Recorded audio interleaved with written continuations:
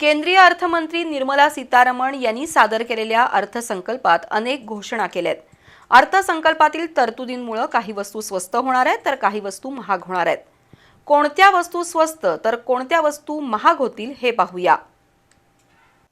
अर्थमंत्री निर्मला सीतारमण यांनी सादर केलेल्या अर्थसंकल्पामुळे अनेक वस्तू स्वस्त होणार आहेत तर काही वस्तूंच्या किमती वाढणार आहेत।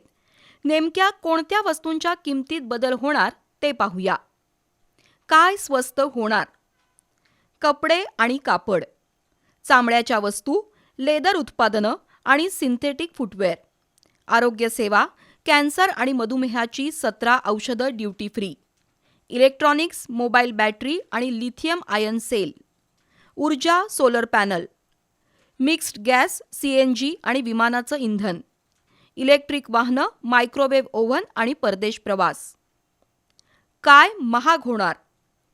दारू, स्क्रॅप मटेरियल, खनिज, सिगारेट, ऑप्शन ट्रेडिंग, उंची घड्याळं, खतं, पान मसाला, गुटखा, कॉफी, आयात केलेली दूरदर्शन उपकरणं, कॅमेरे, चित्रपटासाठीची इतर उपकरणं, परदेशातून आयात केलेली छायाचित्रण आणि ध्वनिमुद्रणाची उपकरणं,